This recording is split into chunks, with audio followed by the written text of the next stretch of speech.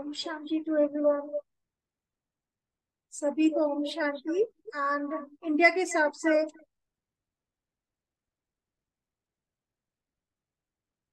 अभी हम good morning कर रहे हैं। आप सभी कैसे हैं? Om Shanti to all.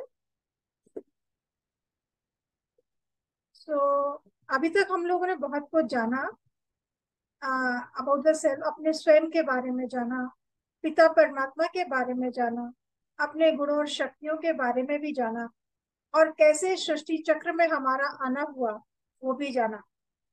कल आपने सृष्टि चक्र में 4 युगों के बारे में जाना। ये भी जाना कि कल्प की आयु क्या होती है। जाना कि कल्प की आयु 5000 वर्ष होती है। जो साइकिल है एक, उसकी आयु 5000 वर्ष होती है। और हर उसमें 4 युग है, जो है सतयुग, त्रेता, द्वापर और कलयुग, जो इक्वली 1250 वर्षों में डिवाइडेड है, जो बराबर 4 भागों में डिवाइडेड है। और बीच में सतयुग और कलयुग के बीच का, या 12 बजे से पहले का जो 5 मिनट पहले का जो समय है, वो एक छोटा सा संगम युग भी देखा था, जिसको हम डायमंड एज भी कहते हैं, पुरुषोत्तम युग भी कहते हैं, संगम युग भी कहते हैं। ये सब समझ हुआ? आप लोगों को क्लियर था ये सारा कुछ?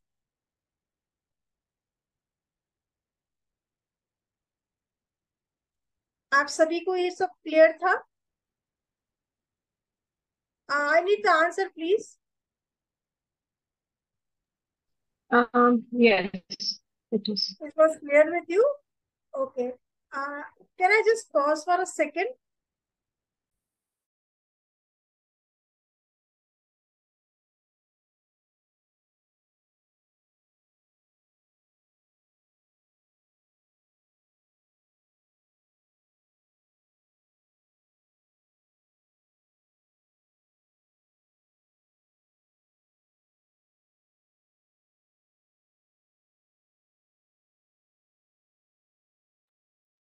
सॉरी।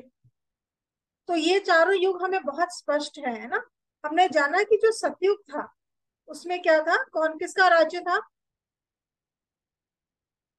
सतयुग में किसका राज्य था? सत्य को ही हम स्वर्ग बोलते हैं ना। और वहां पर लक्ष्मी नारायण का राज्य था। सुख शांति समृद्ध सब कुछ था वहां पर। हेल्थ वेल्थ हैप्पीनेस थी। और वहां वहां का जीवन आपने देखा, स्वर्णिम दुनिया, दुनिया जिसे कहते हैं वो थी।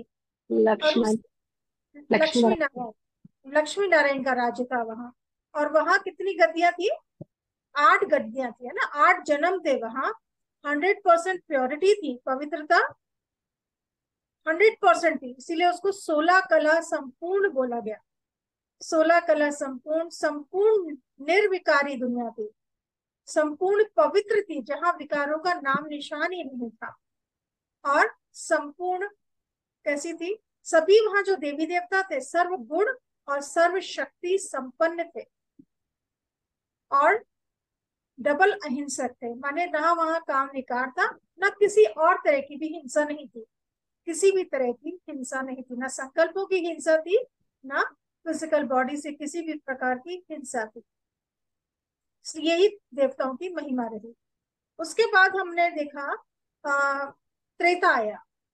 9वें जन्म पर त्रेता था, इसलिए राम की नवमी मनाई जाती है और कृष्ण की अष्टमी मनाई जाती है। कृष्ण की अष्टमी कृष्ण के 8 जन्मों के लिए है, वो कोई दिन के तारीख के लिए नहीं है। वो दर्शाता है कि कृष्ण के 8 जन्म, मतलब एक ही आत्मा के वो 8 जन्म नहीं है, सॉरी लेकिन दीदी, सॉरी दीदी, voice is breaking, I am so sorry. Voice सभी के लिए ब्रेक करिए, आपके लिए कर रही हूँ। Is it breaking for all और फॉर सम पर्टिकुलर किसी के लिए? सभी अपना प्लीज थोड़ा सा बताएंगे। नहीं, यहाँ पर सही आवाज आ रही है। हाँ, so it may be your network problem, please check. Okay. Okay, thank you. Okay. तो कृष्ण के हमने 8 जन्म माने 8 गद्दियों का नाम, वो लक्ष्मी नारायण जो है वो गद्दी का नाम था। तो डिफरेंट डिफरेंट सोर्स थी जो राजा बने, तो लेकिन वो सभी कैसे थे? 16 कला संपूर्ण, संपूर्ण निर्विकारी, मर्यादा पुरुषोत्तम। 8 जन्म के बाद जो 9वां जन्म आया, उस वहां पर त्रेता युग शुरू हुआ, और सीताराम वहां पर गद्दी पर बैठे। सीताराम राम की क्या कलाएं बताई त्रेता में? 14 कला संपूर्ण। 14 कला अर्थात उनके अंदर जो प्योरिटी थी, जो पवित्रता थी, वो 80% हो जाती है। इसलिए उनके जन्म का नंबर भी बढ़ जाता है। जैसे सतयुग में 8 जन्म आपने जाने थे, तो त्रेता में 12 जन्म हो जाते हैं। आयु सतयुग में 150 वर्ष की थी, त्रेता में आके वो आयु 125 वर्ष की हो जाती है। इसलिए नंबर ऑफ बर्थ्स, जन्म, बढ़ जाते हैं। बाकी जीवन शैली वैसी ही रहती है, सुख शांति संपन्न रहता है। हर तरह की सुख होता है, सब कुछ होता है। और धीरे धीरे जो आपने जाना होगा कि सतयुग के फर्स्ट में जब प्रारंभ होता है सतयुग, तो वहां की जो पॉपुलेशन होती है वो 9 लाख होती है। 9 लाख सोल्स, 9 लाख आत्माएं परमधाम से सृष्टि पर अवतरित होती है, जिन्हें हम देवी देवता कहते हैं। और वो अपने फिर जब वो जीवन प्ले करने लग जाती है, तो हर कपल के पास एक संतान, 2 संतान होती है, एक पुत्र और एक पुत्री, है ना। और वो पॉपुलेशन बढ़ते बढ़ते सतयुग के एंड तक आकर 2 करोड़ हो जाती है। जो सत्य जो त्रेता युग है वो 2 करोड़ से बिगिन होता है, शुरू होता है, और त्रेता के एंड तक 33 करोड़ आत्माएं देवी देवता हो जाते हैं। इसीलिए हमारे धर्म में 33 करोड़ देवी देवताओं का गायन है। तो सतयुग और त्रेता में जो भी सोल्स, जो भी आत्माएं होती है, वो चाहे वो राजा हो, रॉयल फैमिली के हो, साहूकार हो, सादास दासी हो, कोई भी हो, सभी देवी देवता की श्रेणी में ही आते हैं। पद में डिफरेंस है, लेकिन सभी देवी देवता कहलाते हैं। और जो पद में डिफरेंस है वो द्वापर में कैसे मालूम पड़ता है? वो 33 करोड़ देवी देवताओं के मंदिर, हम आज भी कहते हैं कि 33 करोड़ देवी देवता है, तो उनों के जो मंदिर हैं वो कहाँ पर दिखाए जाते हैं? 33 करोड़ देवी देवताओं के मंदिरों में डिफरेंस देखा? कोई मंदिर जैसे तिरुपति का मंदिर है, या अगर हम देखें वैष्णो देवी का मंदिर है, इस तरह के जो बड़े बड़े मंदिर है ना, और कुछ एक मंदिर बहुत छोटे छोटे भी हैं, और कुछ बिल्कुल छोटे आले के जैसे भी हैं। तो जो मंदिर जिसकी जैसी स्थिति, जो स्टेटस उनका सतयुग और त्रेता में रहा होता है, उसके अकॉर्डिंगली ही उनके मंदिर बनते हैं। जो राजा था नेचुरली, उनका जैसे तिरुपति का बोले, विष्णु का मंदिर बहुत बड़ा है, तो वहां पर रहा होगा। फिर और छोटे छोटे मंदिर बहुत सारे। तो जिस तरह की जिसकी जो स्टेटस रही होगी सत्युग और त्रेता में, उनके मंदिर आज उतने ही बड़े बन रहे हैं या उतने ही छोटे हैं। डिपेंड, मंदिर का जो साइज है दैट शोज की उस समय वो देवता का स्टेटस भी कैसा रहा होगा। जब त्रेता पूरा हुआ और द्वापर शुरू हुआ, तो यहाँ पर भी बीच में कुछ ट्रांसफॉर्मेशन हुई। हमारे जो देवी देवता थे, जो संपूर्ण पवित्र थे, है ना, त्रेता के बाद हम द्वापर में आएंगे। द्वापर में हमारी जो कलाएं थी वो 8 हो जाती है, माने हमारी जो प्योरिटी थी, आत्मा की जो पवित्रता थी, वो 50% हो जाती।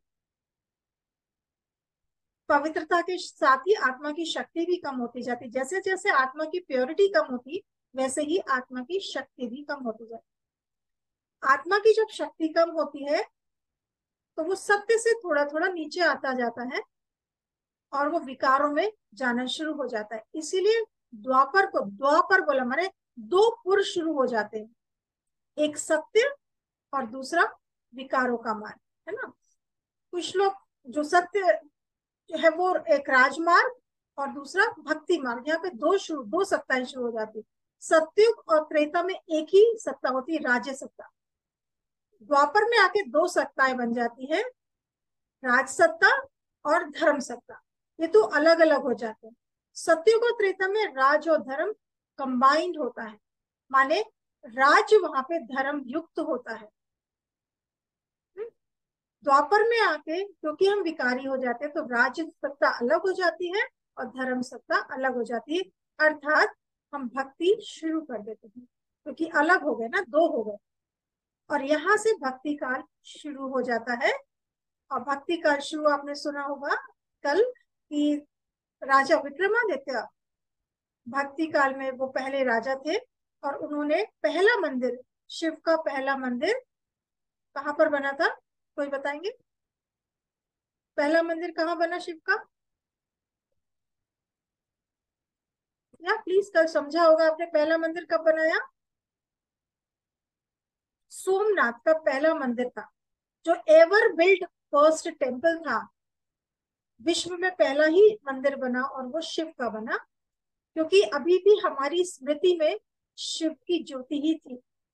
तो जैसी स्मृति थी वैसे ही हमने उनका आकार दिया। अब ज्योति को कैसे रिप्रेजेंट करते, तो आपको पता होगा कि सोमनाथ में जो पहला शिवलिंग बना था वो हीरे का था। उन्होंने इस ज्योति को कैसे रिप्रेजेंट करे, उन्होंने हीरे का लिंग बनाया था, और बाद में फिर पब्लिक के लिए उन्होंने पत्थर का लिंग बनाया और उसमें बीच में हीरा लगा हुआ है अभी भी। लेकिन वो हीरे का लिंग शायद अभी भी सुबह 4 बजे की जो आरती होती है वो हीरे वाले लिंग की ही होती है। तो वो पहला लिंग था। उस, क्योंकि परमात्मा कैसा है, ज्योति स्वरूप है, तो ज्योति स्वरूप को रिप्रेजेंट करने के लिए उन्होंने इस तरह से करा, हीरे का लिंग बनाया। भक्ति काल धीरे धीरे आगे बढ़ता चला द्वापर में, और दूसरे धर्मों की भी स्थापना हुई। जो आपने समझा कि पहला जो धर्म स्थापन हुआ वो कौन सा था, हमारा देवी देवता धर्म तो नीचे उतर के आया, लेकिन उसके साथ दूसरा धर्म पहला जो स्थापित हुआ वो कौन सा हुआ था? वो इस्लाम धर्म स्थापित हुआ, जो इब्राहिम ने किया करीब आज से 250 वर्ष, 2500 वर्ष पूर्व। उसके बाद आज से करीब 2200 वर्ष पूर्व बुद्धिज्म आया, बुद्धिस्ट धर्म आया, बौद्ध धर्म, जिसको आप सभी को पता बुद्धा ने स्टैब्लिश किया। और उसके बाद आज से करीब 2000 वर्ष पूर्व क्राइस्ट आए और उन्होंने क्रिश्चियनिटी को स्टैब्लिश किया। इस तरह से डिफरेंट धर्मों की स्थापना द्वापर युग में हुई। क्लियर है सभी को? द्वापर युग में कोई डाउट है कि please you can raise your, या Yeah, Didi, can you tell me that these Islam came in? How old is this religion? 2500 years before अच्छा, from now, आज से okay, 2500 वर्ष पूर्व आया था इस्लाम धर्म। okay, and Buddhism? 2200 years before। And Christ, you said, is 2000। 2000. ठीक है, Yeah, okay, thank you, thank you. okay। यहाँ पर विकार हमने जैसे बोला, काम क्रोध लोभ मोह अभिमान धीरे धीरे धीरे हमारे अंदर बढ़ता गया, और वैसे ही हमारी भक्ति भी बढ़ती चली गई, राइट। तो पहले पहले शिव की हमने सिर्फ एक ही सतो प्रधान भक्ति जिसको कहते हैं, जब बिगनिंग ऑफ द्वापर युग में सतो प्रधान भक्ति थी, अर्थात जहाँ पे भक्ति सिर्फ और सिर्फ शिव की ही होती रही। थोड़े दिनों बाद जब मन और हमारा उदास होता चला गया, हम विकारों में जाते गए, मन भारी होता गया, तो फिर हमने अपने दूसरे स्वरूप कृष्ण की मूर्तियां बनानी शुरू करी। Towards almost end of the Dwapar हमने कृष्ण की भक्ति शुरू करी, और उसके बाद राधा कृष्ण की और लक्ष्मी नारायण, ठीक है। एकदम बिल्कुल एंड में जाके सीता राम सीता की हमने पूजा शुरू, मूर्तियां बनाई और उनकी पूजा शुरू की, जो हमारे ही स्वरूप थे। हमारी मेमोरी में वही बहुत पावरफुली इमर्ज होते थे, तो अपने ही स्वरूपों की स्मृति से हमने उन मूर्तियों को आकार दिया और उनपे वही नाम भी हमने रख दिए। द्वापर के एंड तक होते होते दूसरे धर्मों की भी स्थापना हो गई और आत्मा काफी नीचे गिर चुकी थी, हमारे अंदर विकार सिर के ऊपर जाने लगा सॉरी, और हम कलयुग में एंटर करते हैं।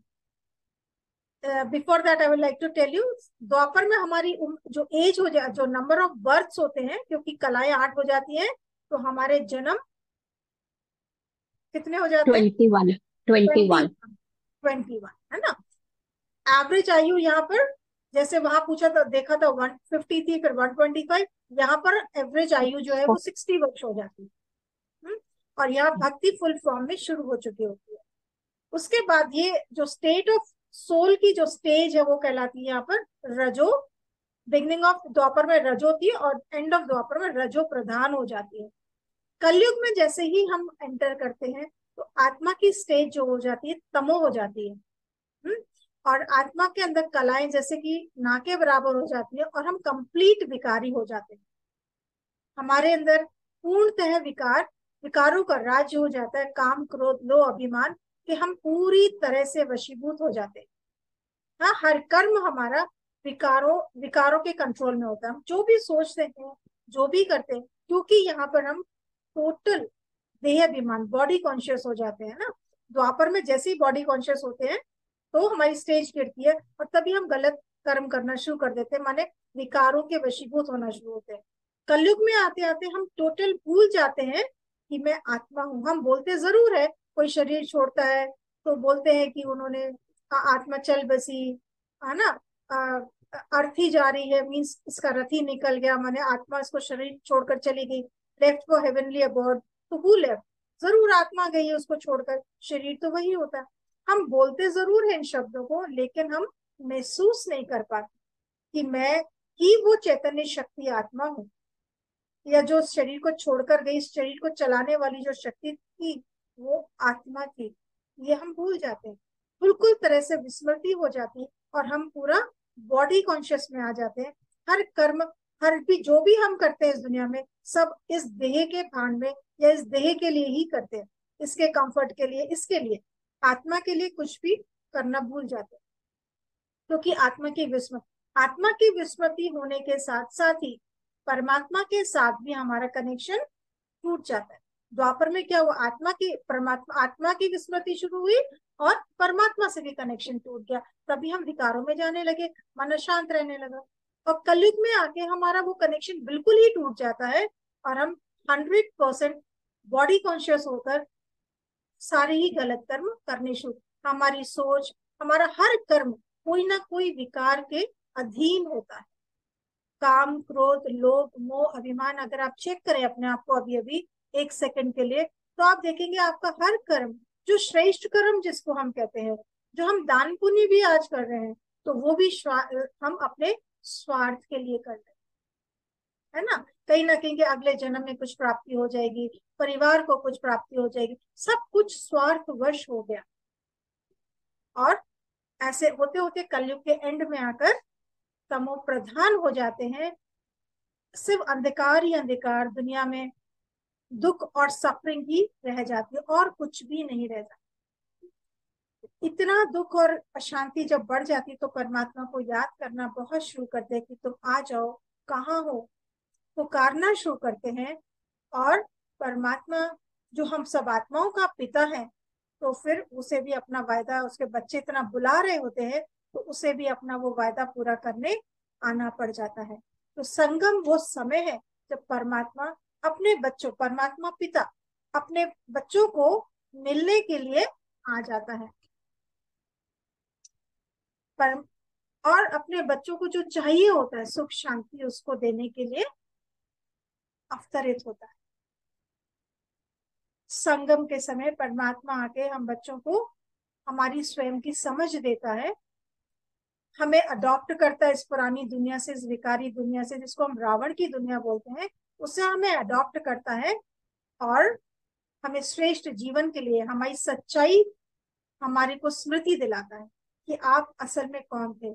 अब वो सत्य स्वरूप आत्मा है, गुण स्वरूप है, जहां पर कौन कौन से गुण थे आपने जाना कल, अभी तक जाना होगा। 7 गुण जो आत्मा के हैं।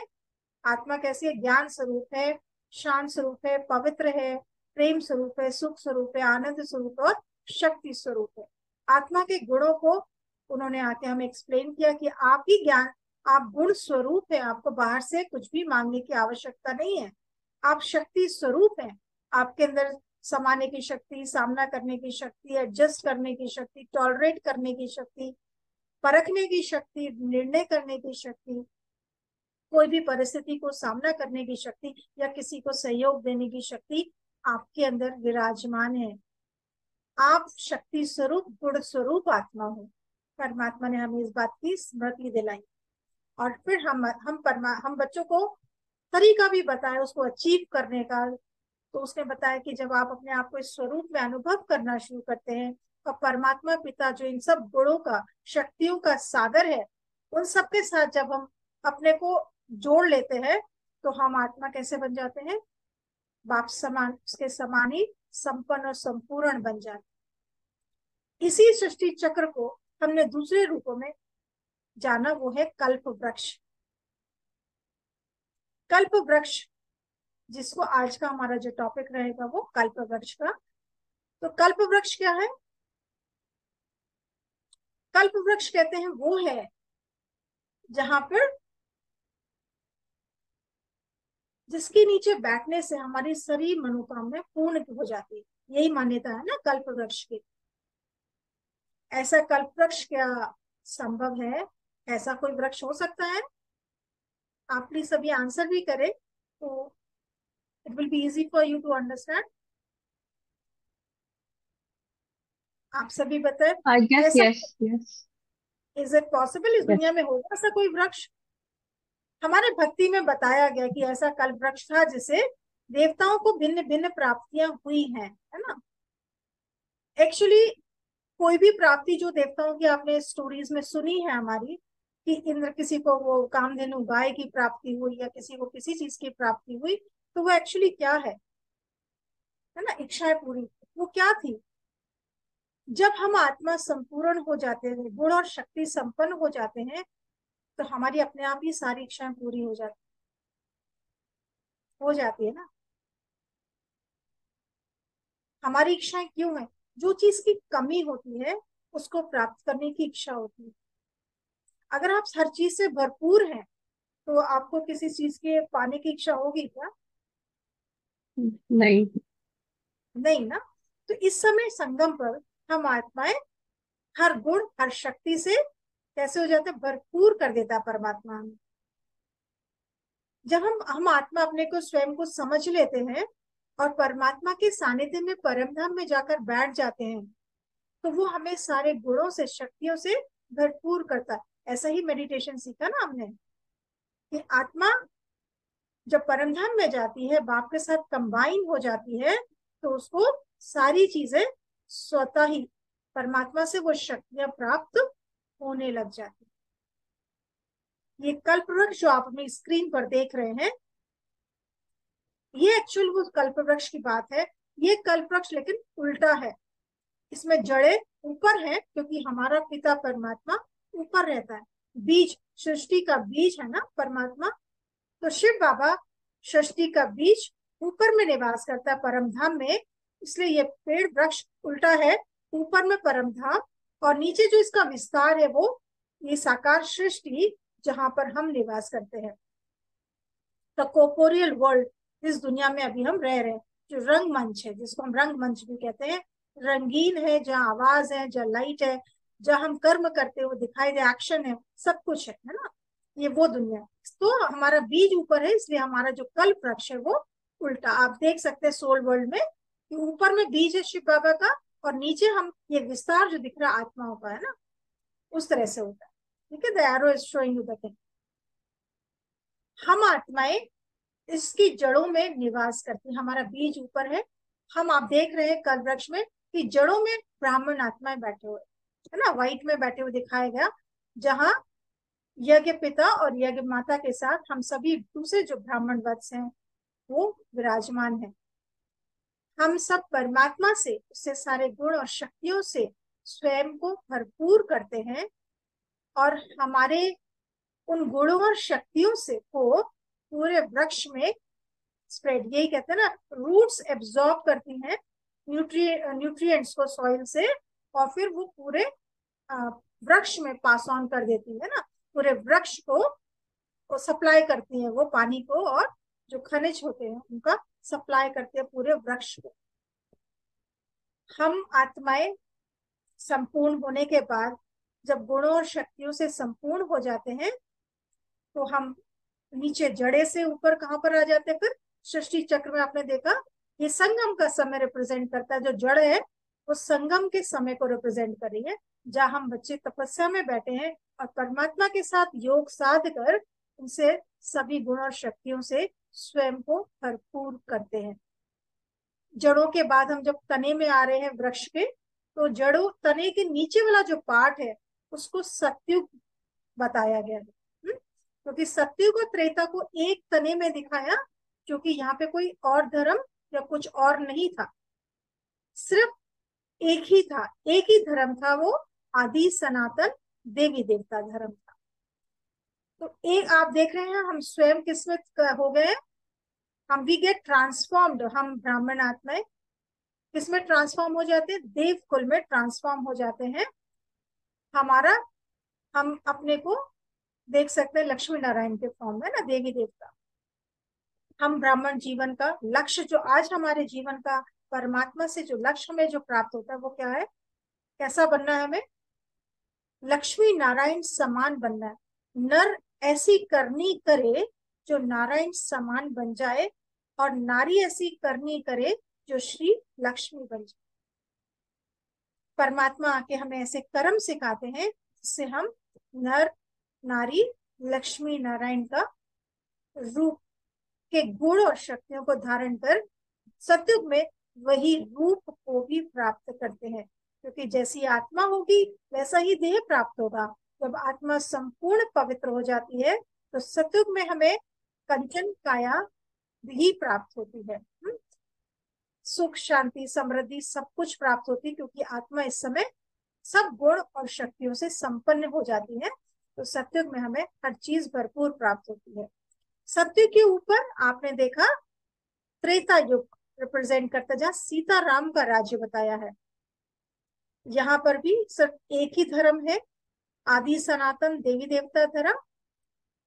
तो इस धर्म को भी आप देख सकते हो, ये भी सिंगल है, यहाँ पे भी सुख शांति समृद्धि सब कुछ है। देवी हमारा देवी देवता स्वरूप है, लेकिन कैसे हो गए, थोड़ी सी कलाएं थोड़ी सी प्राप्तियां कम है, मानी यहाँ से पास ऑन होके जा रही है वहां पर, है ना। उसके ऊपर आप देख रहे हैं कि कल्प वृक्ष कैसा हो रहा है हमारा। कल्प वृक्ष में 4 ब्रांचेस निकल कर आई है ना, तने के ऊपर ब्रांचेस निकलती हैं। तो जो 4 ब्रांचेस है वो 4 धर्मों को रिप्रेजेंट करती है, इस्लाम धर्म, बौद्ध धर्म, क्रिश्चियन धर्म, और इसमें कौन सा धर्म बताया गया, अच्छा संन्यास धर्म, लेकिन वो कलयुग में आ जाता है एक्चुअली।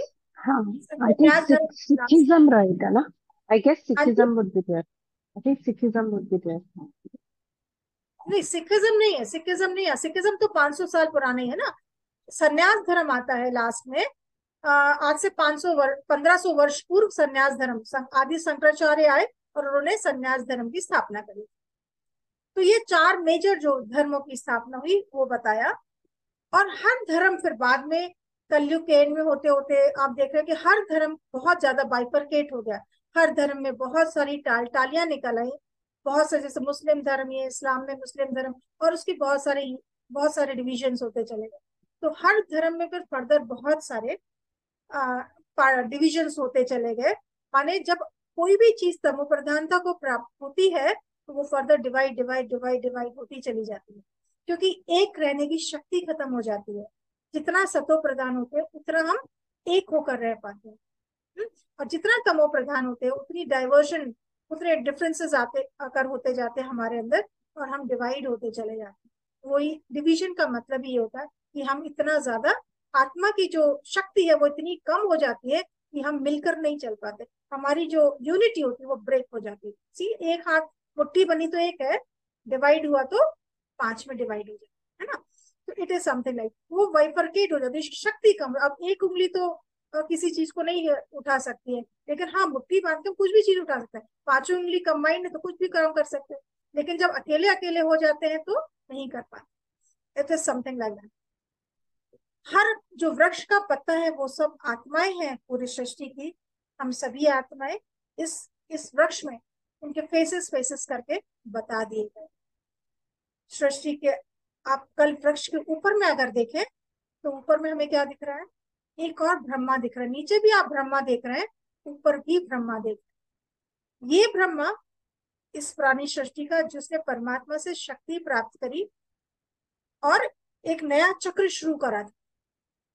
ठीक है, नया चक्र शुरू हुआ ना, सतयुग त्रेता द्वापर कलयुग एंड तक गया, और वो कलयुग के एंड में जाकर वो फिर से किस फॉर्म में हो गया, जड़ जड़ीभूत बने, तमो प्रधान बन जाता है, और फिर परमात्मा उसको अडॉप्ट करते इस पुरानी सृष्टि से, जैसे एक वो निकल कर फिर एक नए पेड़ की स्थापना होती है। राइट। सतयुग, अब इस चित्र में ऊपर में आप देखेंगे तो क्या क्या दिखाया हुआ है। वृक्ष को थोड़ा नीचे करके दिखाएंगे विपिन भाई। ऊपर में क्या दिख रहा है, एक साइड आपको कृष्ण दिख रहा है, दूसरे साइड कमल पुष्प है ना। तो जब हम अपना जीवन कमल पुष्प के समान बना लेते हैं, पवित्र बना लेते, कमल पुष्प की विशेषता क्या है, वो कीचड़ में रहता है लेकिन उसके ऊपर कोई कीचड़ नहीं होता। देख रहे हैं ना, वो कीचड़ में रहता है लेकिन उसके ऊपर कोई कीचड़ नहीं जमता है। तो हमारा जीवन, हमें इस विकारी दुनिया में ही रहना है, इस दुनिया में ही रहते हुए अभी हमें स्वयं को फिर संपूर्ण पावन गुण शक्ति संपन्न बनाना है। इस ज्ञान और योग के द्वारा हम इतने संपन्न बन जाते हैं, और हम कहाँ चले जाएंगे फिर, ये कृष्ण बताया कि ये ब्रह्म फिर नया कृष्ण बन जाएगा। हम आत्माएं संपन्न होकर फिर देवता बन जाती है। अब इस पुरानी सृष्टि का विनाश कैसे हो, जब तक आपका मकान ऑलरेडी खड़ा हुआ है, जर्जरीभूत हो गया है, कहीं से लीक कर रहा है, कहीं से छत गिर रही है, कहीं से कुछ हो रहा है, आपने बहुत कुछ संभालने की कोशिश की, लेकिन जब वो बिल्कुल नहीं संभल सकता तो आपको घर को गिराना ही पड़ता है। इस समय सृष्टि की भी कुछ ऐसी ही हालत थी। जब सृष्टि में विकार बढ़े तो परमात्मा ने अपने मैसेंजर्स को, इब्राहिम को, बुद्धा को, क्राइस्ट को, इन शंकराचार्यों को भेजा सृष्टि को थामने के लिए, है ना। आपने देखा कि इब्राहिम ने आके तहजीब और रिस्पेक्ट की बात करी थी, क्राइस्ट ने आके प्रेम की बात करी थी। बुद्धा के सारे लेक्चर्स अगर देखें तो अहिंसा के ऊपर थे, तो संन्यास धर्म में संन्यास के ऊपर ज्यादा फोकस था। तो इन्होंने आके हमारी सृष्टि को थामा, लेकिन फिर भी सृष्टि जब अपनी तमो प्रधान स्थिति को पहुंच जाती है तो फिर इसको कोई परिवर्तन नहीं कर सकते, उसका विनाश होना जरूरी हो जाता है। तो घर इतना खराब हो गया कि इतनी तमो प्रधानता बढ़ गई है, और हर आत्मा तक पहुंचना और उसको परिवर्तन करना मुश्किल हो जाता है, क्योंकि हर कोई इसको तो नहीं सुनेगा इस ज्ञान को, और उसके अंदर शक्ति भी नहीं होती कि वो उसको स्वीकार करके अपना जीवन परिवर्तन कर ले। तो उससे क्या करना पड़ेगा, सृष्टि का फिर विनाश होता है। और विनाश कैसे हुआ, तो परमात्मा ने कहा, उसके लिए भी तीन बातें निमित्त बनी। एक है एटॉमिक वॉर, जो हम देख रहे हैं, हर कंट्री रेडी खड़ी है। तो परमात्मा ने बताया कि दो जो सुपर पावर्स है, अमेरिका और रशिया, इन दोनों में क्या होगा, झगड़े होंगे और पूरी सृष्टि का वर्ल्ड वॉर हो जाएगा और खत्म हो जाएगी, जो एटॉमिक वॉर होगी। दूसरी वॉर जो होगी वो नेचुरल कैलामिटीज से होगी। दूसरी तरह से इंडिया में भी देखें और बहुत विदेशों में, जैसे जब एटॉमिक वॉर हो जाएगा, इतनी लाशें पड़ी होंगी, तो फिर वो कौन साफ करेगा, सृष्टि को सब साफ भी तो करना होगा। उस समय ये जो नेचुरल कैलामिटीज है, ये सहयोगी बनती है, प्लस विनाश में भी हेल्पफुल होती है। तो ये फ्लड्स आए तो बहा कर ले जाएंगी, अर्थक्वेक हुए तो धरती में समा जाएंगी, और फेमीन वगैरह जो भी नेचुरल कैलामिटीज हो, उनकी साथ साथ जो सूखा पड़ेगा आदि आदि, उससे भी सृष्टि का विनाश होगा। भारत में स्पेशली नेचुरल कैलेमिटीज और डोमेस्टिक वॉर्स होंगी, क्योंकि भारत कैसा है, यहाँ पर बहुत सारे धर्म हैं, और अब तो एक ही धर्म के लोग आपस में नहीं एक दूसरे एक्सेप्ट कर पाते हैं, उनके धर्म ही आपस में ब्रेक हो गए और उन आपस में ही लड़ते रहते, तो दूसरे धर्मों को तो के प्रति एक्सेप्टेंस तो संभव ही नहीं है। तो हमारे देश में विशेषकर डोमेस्टिक वॉर होगी, गृह युद्ध, है ना, आपस में मार काट के दुनिया को खत्म होगा, क्योंकि आपस में ही लोगों के इतने अकाउंट्स हैं, नेगेटिविटी है एक दूसरे के प्रति, इतने नेगेटिव अकाउंट्स हैं कि फिर वो आप एक दूसरे को खत्म करके अपने अकाउंट्स को क्लियर करें। तो दिस इज द वे जब इस सृष्टि का महाविनाश होगा। This is will be the third world war, है ना, जिसके लिए हम अब तो सारी दुनिया ही बोल रही है कि जैसे दुनिया इंतजार कर रही है अब शायद इस वर्ल्ड वॉर का। और सबको ही पता है, हमारे साइंस भी अब हर तरह से, नासा से, हर जगह से हमारे पास इंफॉर्मेशन आ रही है कि कैसे हमारे ग्लेशियर्स मेल्ट हो रहे हैं और वाटर लेवल बढ़ रहा है, कैसे ग्लोबल वार्मिंग हो रही है, टेम्परेचर राइज हो रहा है। इस गर्मियों में तो सभी ने वर्ल्ड ओवर बहुत गर्मी को महसूस किया, और जगह जगह चीजें, तो हम देख रहे हैं कि इन सब का टाइम करीब आते जा रहा है। तो परमात्मा कहता है ये समय आए, उससे पूर्व पहले आप अपनी संपूर्णता को प्राप्त कर लो, जिससे कि हम खुशी खुशी अपने संपूर्ण स्थिति को प्राप्त करके अपने सत्युग में जा सके। तो ये कल्प वृक्ष का सारा राज था। इसमें आप लोगों को कोई प्रश्न है तो please come up with the questions, और कहीं कोई डाउट है तो पूछ सकते। हाँ जी please, anyone please.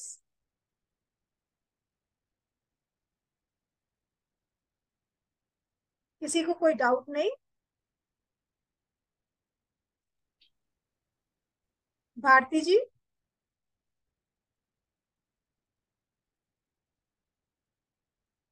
Praveen,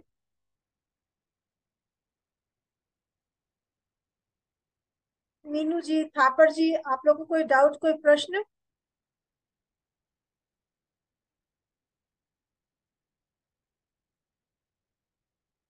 okay, so everyone is clear with it.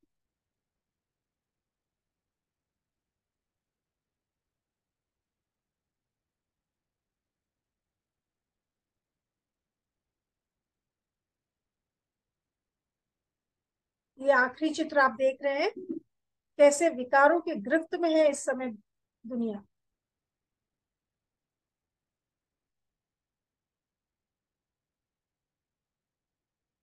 Yes, सभी क्लियर है? Please just let me know, थोड़ा कोई आंसर करे तो।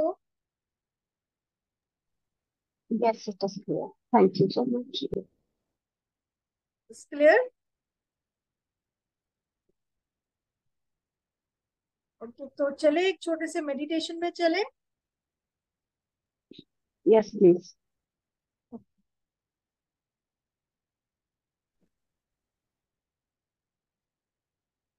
स्वयं को बाहर की दुनिया से निकालते हुए अपनी भ्रकुटी के मध्य में एक चमकती हुई ज्योति की तरह अनुभव करें।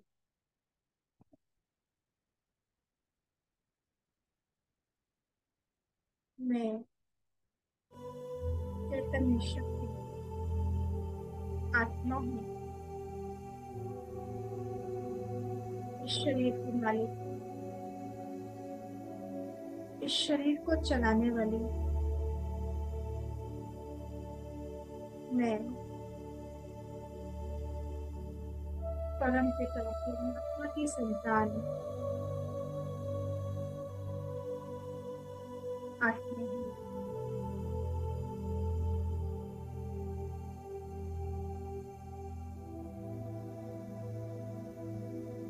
मैं अपने सत्य स्वरूप में हूँ,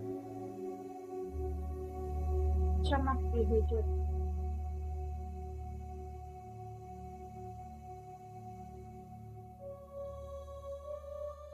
मैं आत्मा परम धाम निवासी हूँ। विजुलाइज करें परम धाम को, जो सुनहरे लाल रंग का प्रकाश फैला हुआ है। वहाँ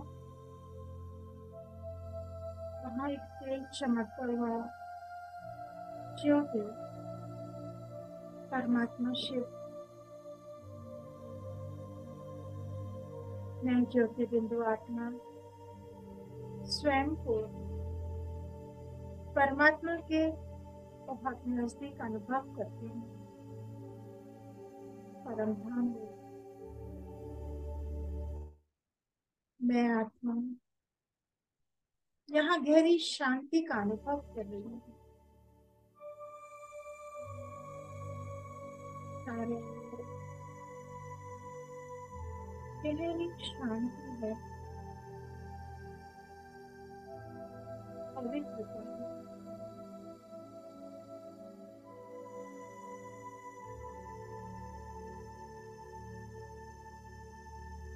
मैं स्वयं को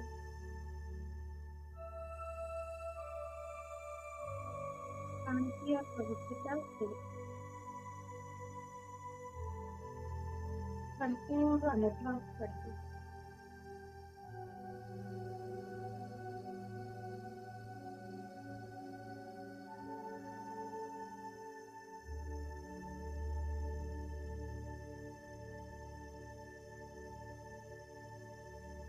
मैं आत्मा शक्ति में उतर कर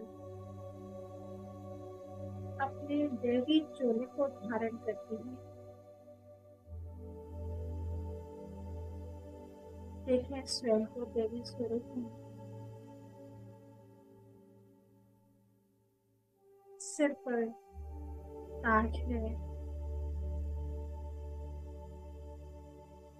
और सिर के चारों ओर,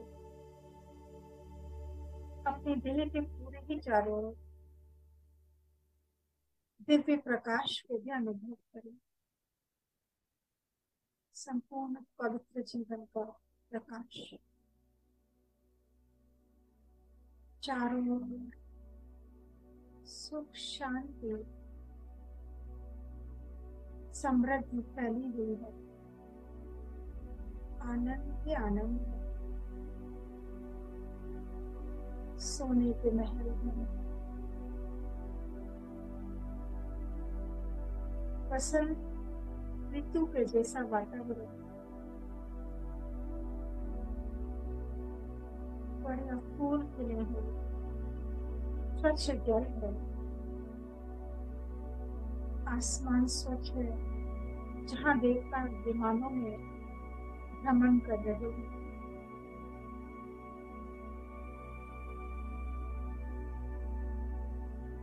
दिव्यता चारों ओर फैली हुई है।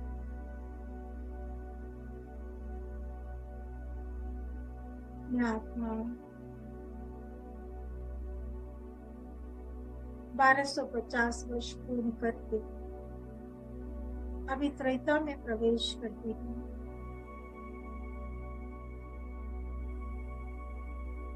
जहाँ थोड़ा सा फर्क आया मेरी पवित्रता में, चारों के वातावरण में भी हल्का सा फर्क है। मेरी पवित्रता 80% हो गई। मैं 14 कला संपूर्ण हुई। धीरे धीरे अपने 12 जन्म पूर्ण करते हुए मैं आत्मा द्वापर में प्रवेश करती हूँ।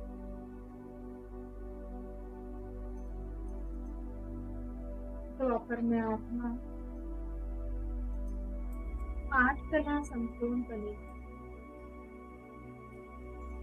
मन भारी हुआ, आत्मा की शक्ति कम होने से आत्मा विकारों में जाने लगी। ये भान बढ़ने लगा। मैं आत्मा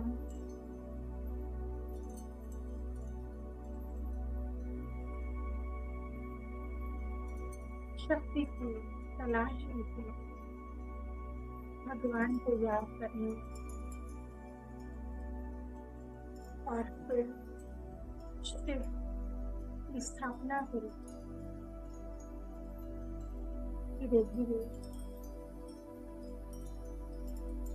कृष्ण, राधा कृष्ण और लक्ष्मी नारायण की भी पूजा आरंभ हुई।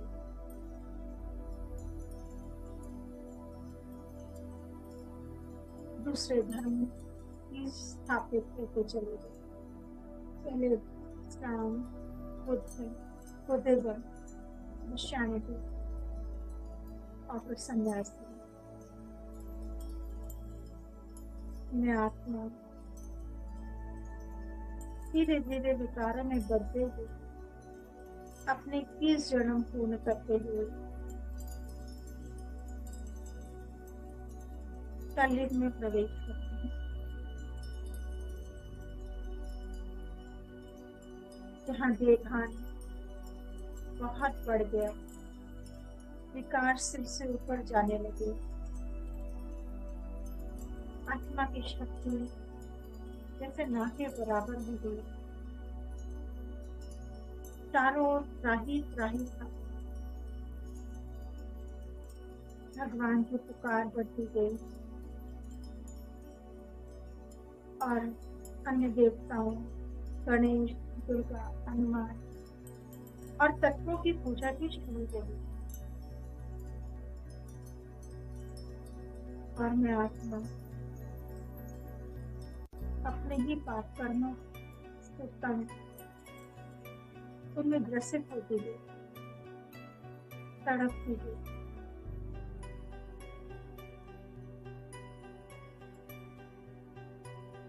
आत्मा जैसे कांटों की शैया पर पड़ी थी, भगवान को पुकार रही।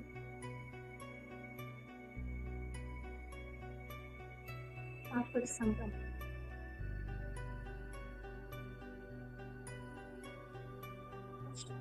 आत्मा के पिता ने किताब पर मेरी आवाज सुन हमें दुखों से मुक्त करने परमात्मा का सानिध्य पाकर मैं आत्मा पुनः अपनी संपूर्णता को प्राप्त करती हूँ, अपनी स्मृतियों को जागृत करती हूँ। मैं वह श्रेष्ठ आत्मा हूँ, पुनः स्वयं को अपनी प्रकृति के माध्यम में देखती हूँ। मैं शांत स्वरूप, शक्ति स्वरूप,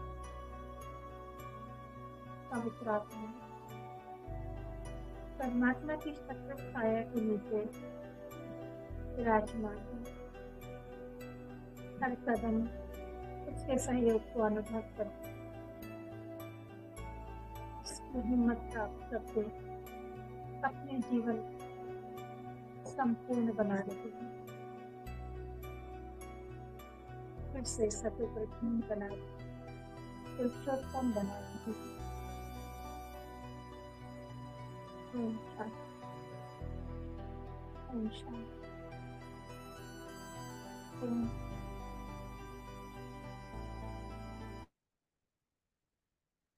शांति। Om Shanti. Thank you everyone for being with me. Thank you so much for the wonderful session. Om Shanti Devi.